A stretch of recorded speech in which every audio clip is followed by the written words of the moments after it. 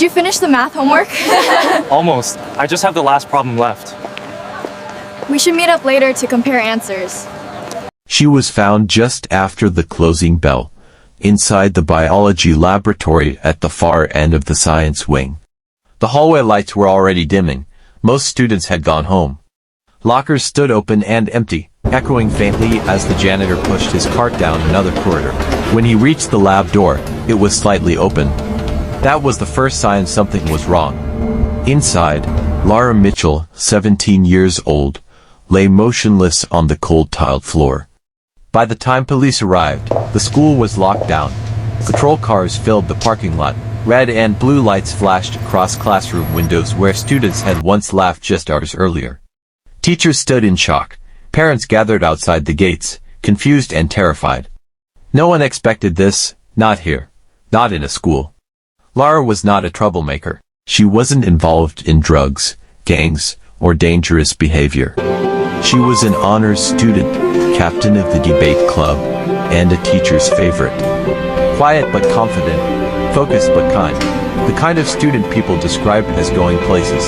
So when news spread that she had been murdered inside her own school, the question echoed everywhere: who would want her dead?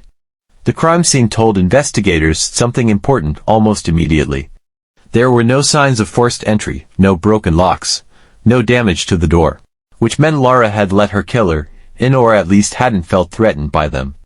Her injuries were blunt force trauma to the head.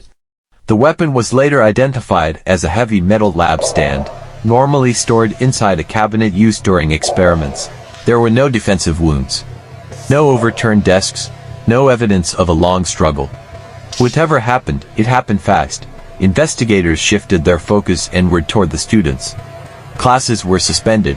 The school became a crime scene. Detectives interviewed teachers, club leaders, and every student who stayed after school that day.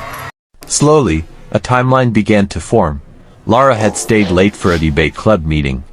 It ended at 4:30 p.m. Several students confirmed she said she needed to grab something from the biology lab before leaving. That was the last time anyone saw her alive. Security cameras showed Lara entering the science wing at 4:41 p.m. She walked alone, calm, carrying her backpack over one shoulder. Then, at 4:51 p.m. another student appeared on camera. Her name was Naomi Carter. Naomi was also 17. She was in Lara's grade. They shared several classes. According to friends and teachers, the two girls had once been close. They studied together, sat at the same lunch table, worked on group projects. Look at this drawing right here. It looks exactly like Mr. Henderson. Oh. Wow, it even has the mustache. But recently, something had changed. Naomi was seen entering the biology lab 10 minutes after Lara. She never appeared leaving the hallway. At first, detectives believed the camera angle simply missed her exit. It wasn't uncommon, but Naomi was still brought in for questioning as a routine step. She arrived at the station with her parents, visibly shaken. She cried immediately. Her hands trembled as she spoke. She told police she had gone to the lab to look for a notebook she thought she'd left behind. She said she didn't see Lara there, claimed the room was empty. After a minute, she said, she left through the rear stairwell. But investigators noticed inconsistencies. The rear stairwell had a motion sensor camera. Naomi never appeared on it. When asked about her relationship with Lara, Naomi hesitated. Then she said something that caught detectives' attention. She changed, Naomi said. She started acting like she was better than everyone. That statement didn't match what others were saying. Teachers described Lara as humble. Classmates described her as friendly. No disciplinary records. No known conflicts. So detectives dug deeper. They began interviewing students about Naomi, and that's when the truth started to surface. Naomi had been dating a boy named Daniel for nearly a year. They were known around school as a couple. But over the past month, Daniel and Lara had grown close. They were partners on a science project. They stayed after school together. They laughed together. Nothing physical had been proven, but to Naomi, it didn't matter. Friends told investigators Naomi had become increasingly paranoid. She checked Daniel's phone. She followed Lara on social media obsessively. She complained that Lara was trying to steal her boyfriend. Text messages recovered later would reveal just how deep the obsession went. Naomi sent messages accusing Lara of betrayal, calling her fake, calling her a threat. One message, sent just 2 days before the murder, read, "If you don't stay away from him, I'll make you regret it."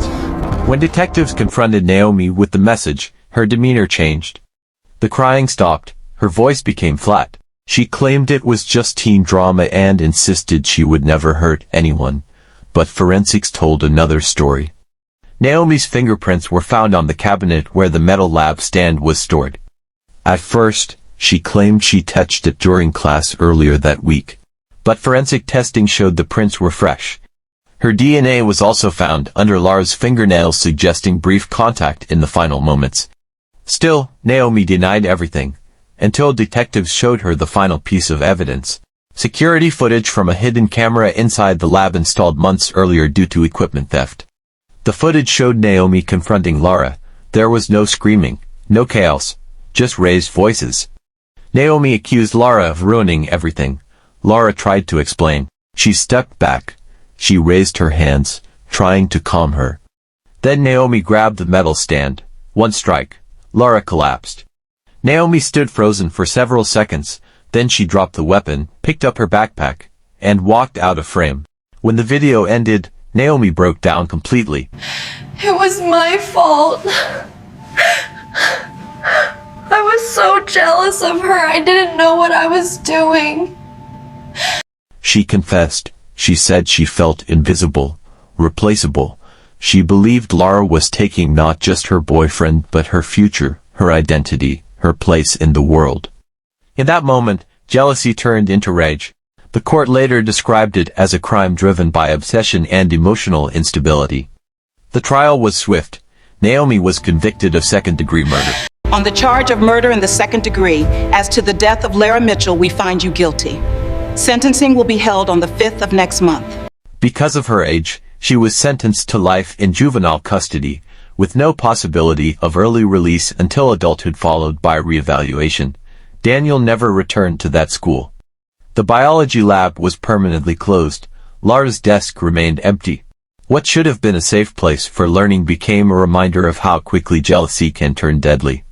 This wasn't a crime committed by a stranger in the dark. It was a crime born in classrooms, hallways, and silent resentment. A single moment destroyed 2 young lives and left an entire school forever changed.